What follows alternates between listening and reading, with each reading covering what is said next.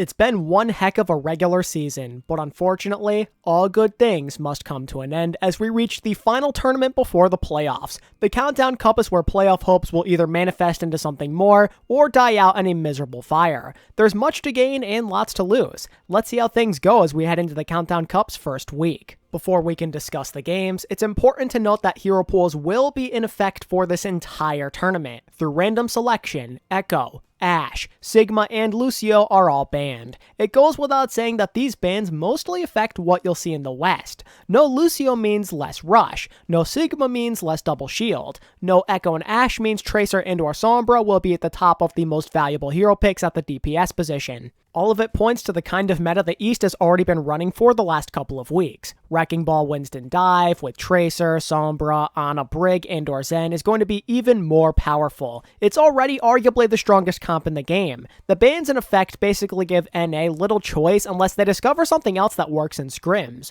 My expectation and prediction is that we see the types of APAC comps or some sort of variation of them in both regions. There's also no telling what could happen with Pharah. Seeing as Ashe is out of the rotation and hitscan in general got a nerf recently, teams might decide to run her a bit more often, but since D.Va is still in the mix after all, I suspect that she could be a very map or strategic-centric pick, if you will. We shall see though. The meta has been very wide open all season, so you never know what kind of crazy stuff could randomly surface. That's part of the fun. Anyway, that's about all there is to say about the hero pools, so let's talk about the games. Starting us off on Friday is an interesting underdog story when the Paris Eternal take a shot at the Dallas Fuel. Given the recent struggles Dallas has shown with Wrecking Ball, I would say this is a time where they could be somewhat vulnerable. They're learning just as a lot of other teams from this region are right now, and if that's the case, they could be defeated if they run into somebody who knows what they're doing. Given that Paris has continuously been on the rise all year, they could be that type of opponent. But just because Paris are a group of fast learners doesn't mean they'll have a better read on the state of the game. After all, they too are kind of learning right now. Ball comps are like the one thing they haven't touched a ton of this year, and if the North American philosophy proves to be more like Winston-centric, let's say, they could be in even bigger trouble. Something else to keep in mind is that Dallas are still pretty good in this kind of meta overall, I would say. Sombra Tracer is a good fit on their end, and if I'm being honest with you, no Echo probably works in their favor too, since that is a hero Paris have relied on quite a bit this year. Onigod, Naga, and Suna will be given everything they can handle, and if they can't take the game over, I feel like you gotta side with Dallas. A new meta in this first week of games could lead to some big-time upsets, but this does not feel like one of those games to me. I'm going with a Dallas Fuel victory in 4 maps. Paris could really sneak up on us here. They are no joke at all. They showcased incredible potential during the Summer Showdown. If Dallas aren't ready, then they really might lose. But I do have faith in them still. They haven't gotten this far for nothing after all. I believe in their players and coaching to get it done. Game number 2 on Friday is yet another big one actually. The Justice and Outlaws are taking each other on for the first time this year in my first key match of the week. What I find interesting is how different these two tend to be at the start of stages. The Outlaws are usually the ones to get off to a good start, while the Justice usually need a week or two to warm up. That in itself would make you think this is an Outlaws favored matchup. But with where the Western meta might be heading, the roles could be reversed this time. During the previous stage, the Justice were already showing the Tracer Sombra dive look. It's something they're accustomed to already, and that makes me think they might have the slight edge over Houston since they kind of jumped the gun over most of their region. Well, that and Houston just are less versatile in the current situation in my opinion. I feel like these hero pools really limit their comfort picks. The lack of Lucio, Echo, and Sigma really does worry me. Again, right now it kind of feels like it's mostly dive or bust. Now maybe Houston could get used from like Zarya in a double bubble meta, but that may not be enough. Believe it or not, but I don't love Houston on Tracer Sombra, mostly because Dante is the best on his team with both of them. Meanwhile, the Justice DPS players are really strong on their respective heroes. So with that in mind, I think I'm going to go with the Justice in 4. I am concerned that Houston may be a little sluggish out of the gates. They're playing a team who has been playing this comp for longer and honestly seems more comfortable on it. It's one thing to maybe have one guy being less comfortable than his mirror matchup, but Houston seem to have multiple people in that kind of situation. Houston are more than talented to win, but there's so many factors that work out of their favor, which is why it is ultimately too difficult to side with them for me. Moving on over to the other side of the globe, the Seoul Dynasty take on the Spark for the second stage in a row at the start of the APAC matches. If I'm being honest, I'm not entirely sure what to think, mostly because it is hard to get a grasp on the Spark. this kind of meta is one they could genuinely thrive in. Using dive heroes with MCD playing nothing but Zen and Ana sounds like a pretty good time. The problem is the coaching. How am I supposed to know that everything is stable right now? If everything is fine, maybe they could win this. But how am I supposed to know for sure? I have no clue what goes on internally over there. So at that point, I am basically depending on a game of chance. Meanwhile, their opponents have been one of the most consistent teams in the entire league because Seoul have been pretty good every single stage. Plus, Seoul have shown me they're pretty capable at this kind of meta as well. It wasn't necessarily their composition of choice, but when they did use it, they even pushed the likes of Chengdu. I liked Marble's leadership in Wrecking Ball a lot. Combine that with the consistent play of Prophet and Fitz, and it's pretty difficult to go against the Dynasty in this kind of situation. And that is why I believe the Seoul Dynasty will win in 4 maps. I do love this Spark team a lot. That team is incredibly good on paper. But without proper guidance and stability, it really doesn't mean much. While anything could happen, Seoul feel like the smarter bet given their consistency. Game 2 of Saturday will be the Valiant and NYXL, and we kind of all know where this one is going. The Valiant don't really stand much of a chance, they're just not good enough. But maybe, just maybe, they could take advantage of where the meta is to like win a map or two, or at least be somewhat competitive. It's asking for a lot, but I suppose there is a very tiny chance. They do like Wrecking Ball and going fast. Seems like a pretty good opportunity. But the thing is, I also like where this is going for the NYXL. Anytime Flora can play Tracer, you know it's going to be a good time. I'm also a big fan of the idea of playing up to the comfort picks of Jonek and Yakpung with heroes they're very effective on like Zenyatta on Wrecking Ball. Given the gap, this should be an easy 3-0 for New York. I really hope it's at least kind of entertaining. I think the result isn't really in question here, but maybe we could get some fun plays from both sides. And I suppose this is also a good opportunity to see how good Kalios looks after a few more weeks of practice.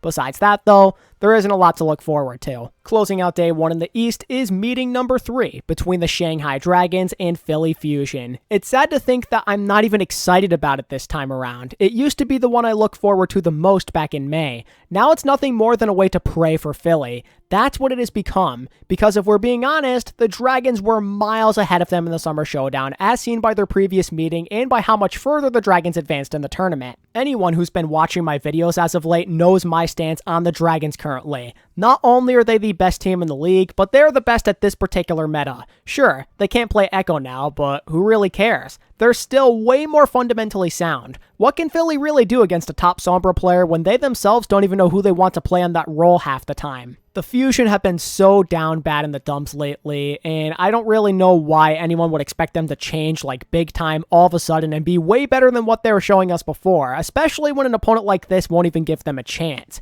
I do not like what the Fusion are doing. They're experimenting with their lineup so much right now, and they don't seem to understand how to play this comp to the same extent as Shanghai. I really have no choice but to pick the Dragons here. I'm giving the Fusion a map because it's a new stage, and I'm on that Philly hopium, but I'm not expecting this contest to be particularly close.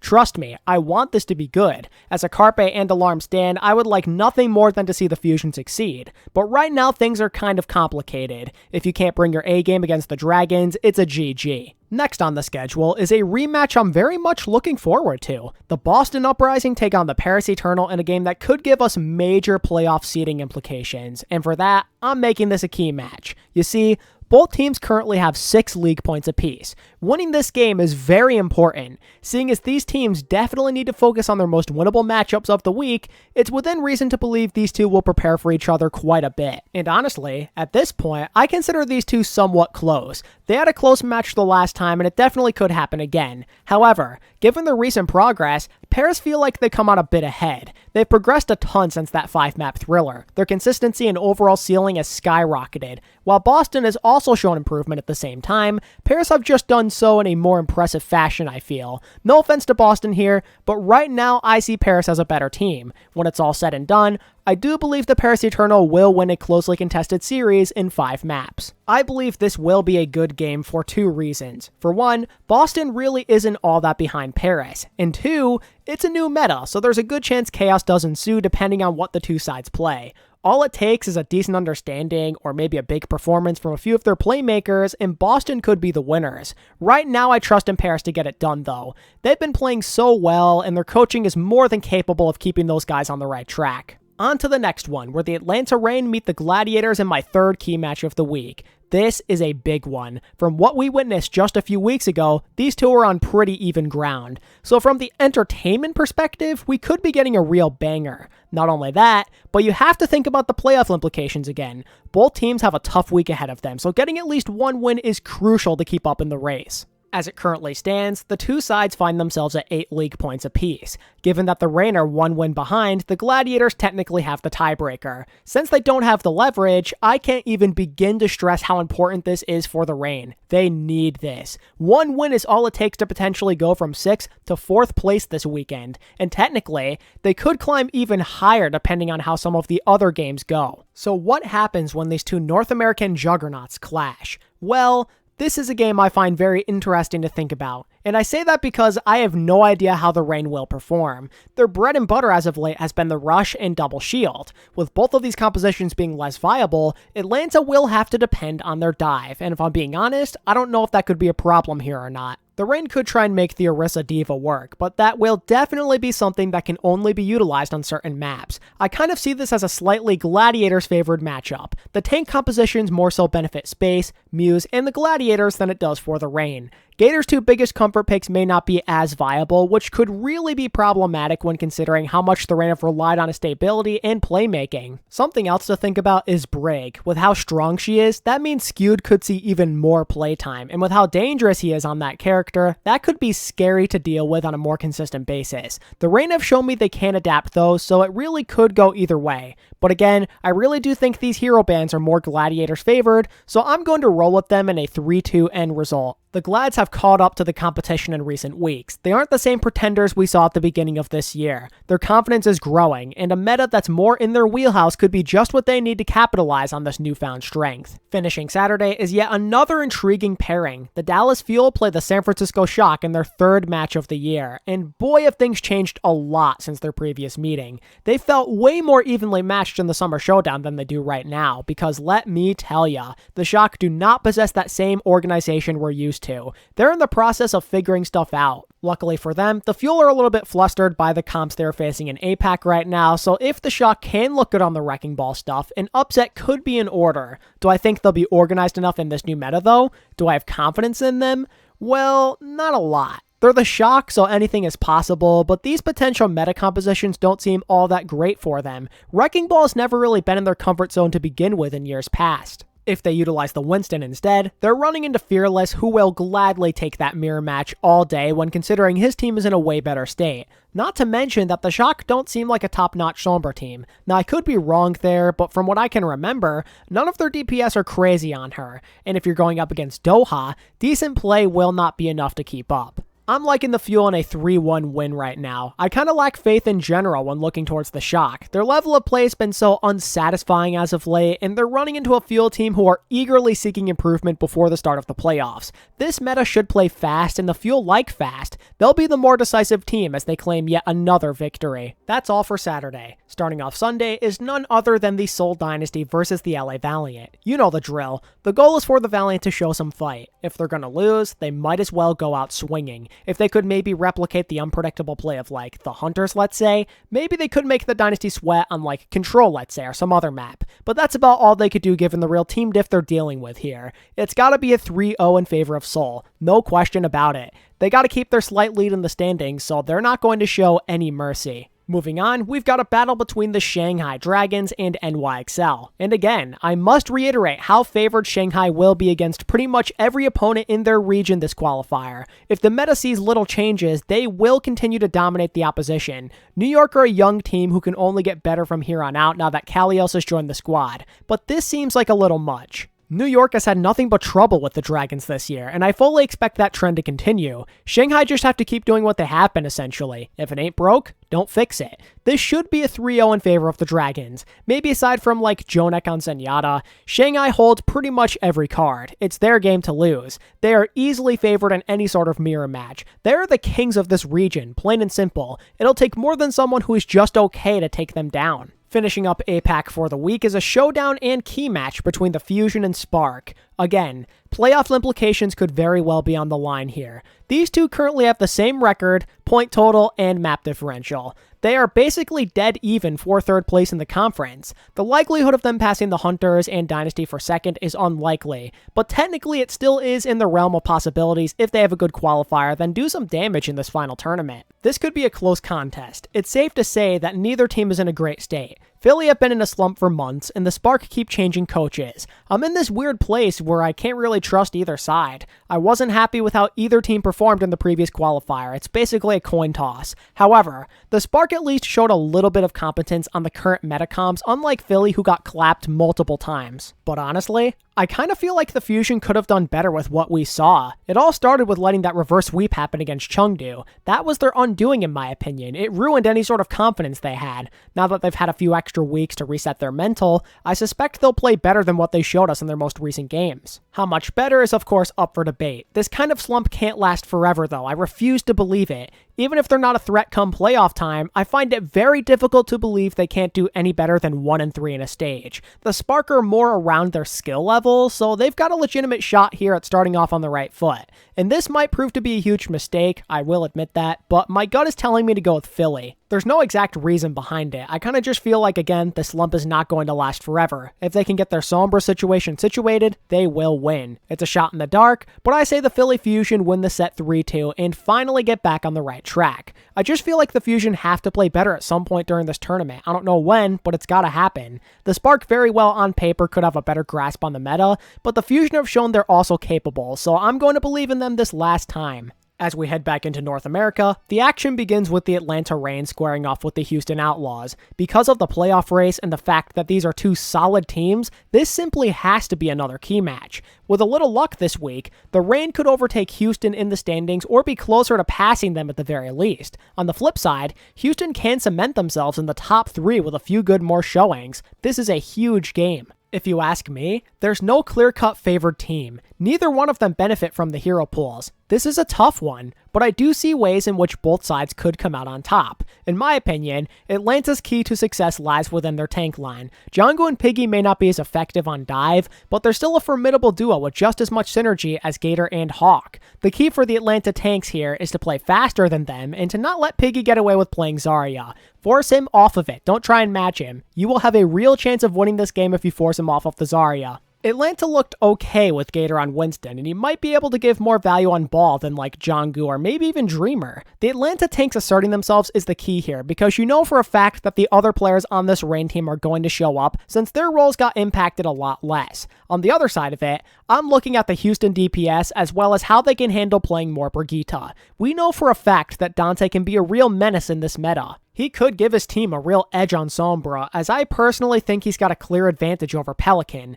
The issue comes through Happy. If Happy were to play Tracer, it would be up to him to keep Edison in check, which could be asking for a lot. If Happy were to play Sombra, it still might be difficult just because then you're not getting the same value that Dante would give you on that hero. Plus, Pelican's still a pretty respectable Sombra, so I think that could end up being an uphill battle as well for Happy. Overall, I think the Outlaws have the odds more stacked up against them. I'm expecting this to be very close, but I do see the Reign coming out on top in a tough 5-map series. Something else to keep in mind is that Houston are under more pressure. They are the ones who have never made a tournament before. They are the ones trying to maintain a top 3 spot in the conference. They have way more to lose than Atlanta in my opinion, which is why there's a possibility they could end up crumbling here. Houston definitely could win this game, but I personally do believe there's a bit too many challenges for them to overcome here. Moving down the line, we've got the Shock versus the Uprising. Not gonna lie, this could be a trap game if you're the Shock. You have Dallas this week, who you're likely spending more time preparing for, while also not being in the best state currently. That could be a dangerous combo, which ultimately leads to their demise. I could totally see Boston coming in here and pulling off an upset. They seem to enjoy utilizing the dive comps when they could during the Summer Showdown, so these hero pool bans could be right up their alley. However, I'm not totally sold on them, as I kind of talked about in the Paris game. I don't know how I feel about them in a Sombra meta, nor do I have total confidence in their ability to play around a ball comp, and without Echo in play, that could be trouble. Same with Ashe. Boston seems like the type of team to use a moderate pace. That could be a problem given how fast you need to go in this kind of meta.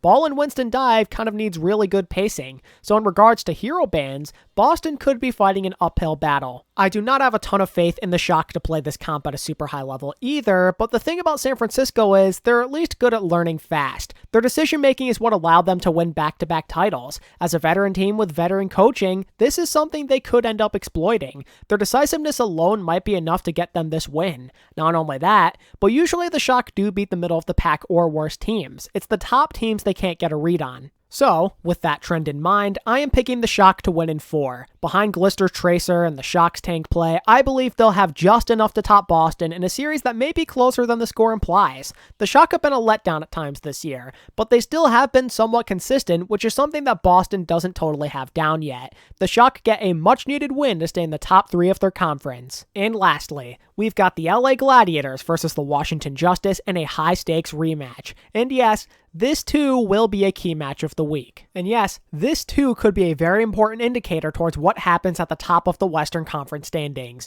The Justice and Gladiators are neck and neck. A win for either side could be what the other needs to either gain the lead or keep pace with one another. This is a huge game, and I fully expect it to be a good one too. Their previous series was pretty back and forth, and now I believe they're both heading towards a meta they can embrace with open arms. Rookies Mag and Muse will both enjoy playing the faster paced dive heroes, which could lead to a lot of huge plays out of the two up-and-coming stars of the Overwatch League. I think both teams will play very well in this qualifier because of what the meta is, but right now I think there's a certain X factor that presents itself with the Justice, and that, my friends, is having more experience utilizing the Zen Brig variant of this composition. It's very powerful when used at maximum capacity, and the Justice are more practiced on it. I do like where both teams are heading in this meta, but there's a certain X factor which makes me think the Justice come out ahead, and that, my friends, is having more experience utilizing the Zen Brig variant of the dive comp. It's very powerful when used correctly, and the Justice definitely are more practiced on it. And even if they don't use it the whole game, just having that versatility factor when they don't want to always match the Gladiators with Ana could really be beneficial. I also think that Decay and Assassin will be a bit stronger when it comes to Sombra Tracer. It's very close, but I do prefer those two over Birdring and Kevster by a slight margin on this particular hero combination. Something else to think about is the coaching. If these two really are evenly matched, then the better coaching could be the difference maker. And if you ask me, that honor belongs to the Justice, as I don't really trust DPay all that much. So with that in mind, I'm going to be picking the Washington Justice to win a close 5-map series. Both teams love this style of play, and they have so many big playmakers. It's those mid-game adjustments, though, that really do it for me. When it comes down to playing the right thing at the right time, making map-by-map adjustments, and making those game-altering decisions, the Justice come out on top. I firmly believe they are heading into a great place. The Countdown Cup feels like the perfect time for them to assert their dominance. This is where the slow start comes to an end, in my opinion. It won't be easy, and they certainly could lose if they're not careful, but this feels like a game they should have the slight advantage in. But of course, with my luck, this will probably end up being a horrible prediction that's way off the mark. But what can you do? That's just how it goes. Anyway, that just about wraps up another prediction and week preview video. If you enjoyed it, be sure to give this video a like and subscribe with post notifications on if you're new to this channel. And of course, I do encourage you to leave your own thoughts on the meta as well as the games this week down in the comments section so we can continue the discussion down there. And as always, thank you all so much for watching. I really do appreciate you. And until next time, this is ATP, signing out. Peace.